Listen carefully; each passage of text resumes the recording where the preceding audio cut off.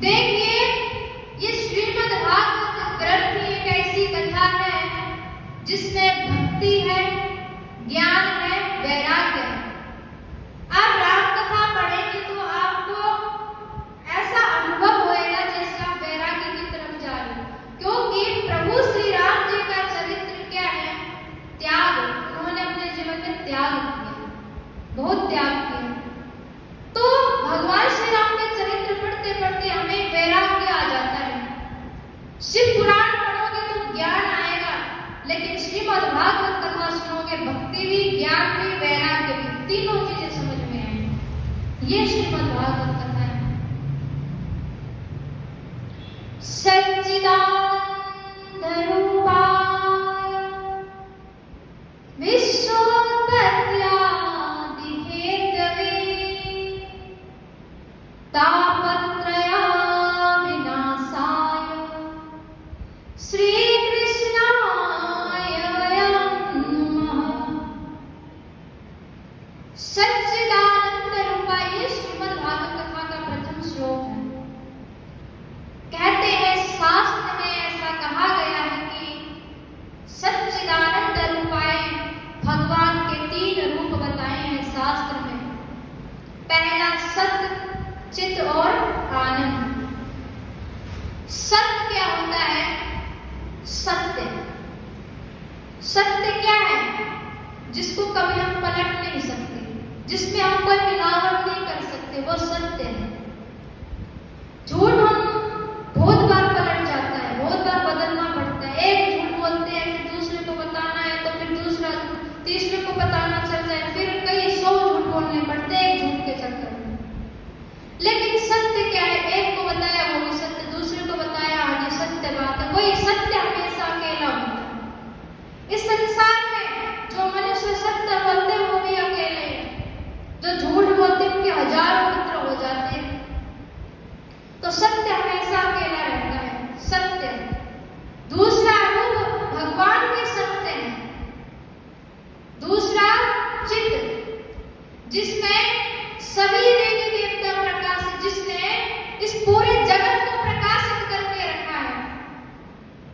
अब एक बात बताओ, हम मान लो कितनी भी बड़ी लाइट ले पाए, कम से कम दादरी तक तो उजाला हो जाएगा, लेकिन रोहतक दिल्ली तक थोड़ी हो पाएगा, हम नहीं कर पाएंगे ना इतना।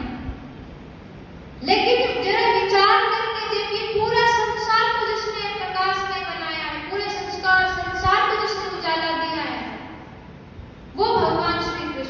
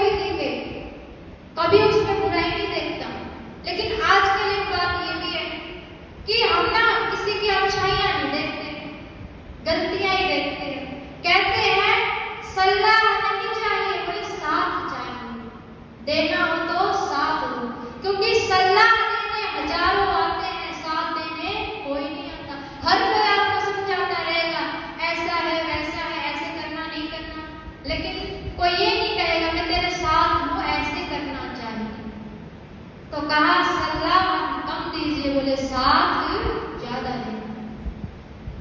तो वो साथ देने वाले हमेशा कौन होते हैं? प्रभु ही होते हैं, और एक माता पिता होते हैं जो हमेशा आपका साथ देते हैं। तो भगवान का दूसरा रूप चित्त, और तीसरा आनंद।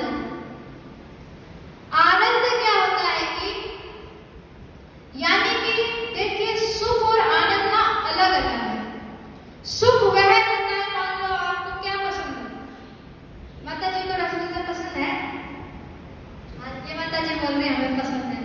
तो आपको मान लो रसगुल्ले पसंद है, किसी को गुलाब जामुन पसंद है, तो आप कितनी देर तक खाओगे? एक डब्बा खा लिया, फ्री हो जाता है, 2-4 बस अब मीठा देखना ही नहीं है, बहुत खा लिया है ना, ऐसा हो जाता है। तो वो क्या था? कुछ देर के लिए जो प्राप्त हो क्या है? सुख है। लेकिन जिससे कभी मन ही ना भरे, जो हमेशा सुखनी है, जो हमेशा जिसमें हमें आनंद आ रहा है, जिसमें हम कभी थकते ही नहीं है, वो क्या है? आनंद। वो क्या है? प्रभु की ही कथा है, जो हमेशा हमें चाहिए, वो भगवान की कथा है। इस संसार में हर वस्तु से, मान लो किसी को अपना बेटा बेटी बहुत प्यार है, सामने बिठाए रखो, कितने दिन तक बिठाए रखोगे? एक बार तो बस हो गया, ठीक है, समा तो है ना। लेकिन भगवान ने ऐसे जिसे हम कभी छोड़ते नहीं। आपके जीवन में एक दिन सब दूर हो जाएंगे, एक दिन बेटी भी चली जाएगी, बेटे भी अपने जीवन में रहेंगे, लेकिन आपके बुढ़ापे तक आपका जो सहारा जो बन के रहेंगे वो प्रभु श्री कृष्ण ही है। मानो ना मानो भगवान ही आपके साथ है, क्योंकि अंत समय में तो कोई नहीं जाएगा। तब भगवान देखो, जो भगवान के लिए समय निकालता है, जो भगवान को समय देता है, भगवान उसके लिए जरूर समय निकालते हैं। यदि आप सभी भगवान के लिए अपने कीमती समय में से कीमती समय निकालकर यहाँ आए हो, तो भगवान भी क्या है? आपके लिए समय निकालकर जब आपको जरूरत होगी ना, जरूर आएंगे। भगवान को आप भगवान को हमेशा देखिए, हमेशा खड़े नजर आएंगे। कोई भी आप प्रभु की किसी भी आप प्रतिमा को आप देखेंगे तो भगवान हमेशा खड़े रहते हैं।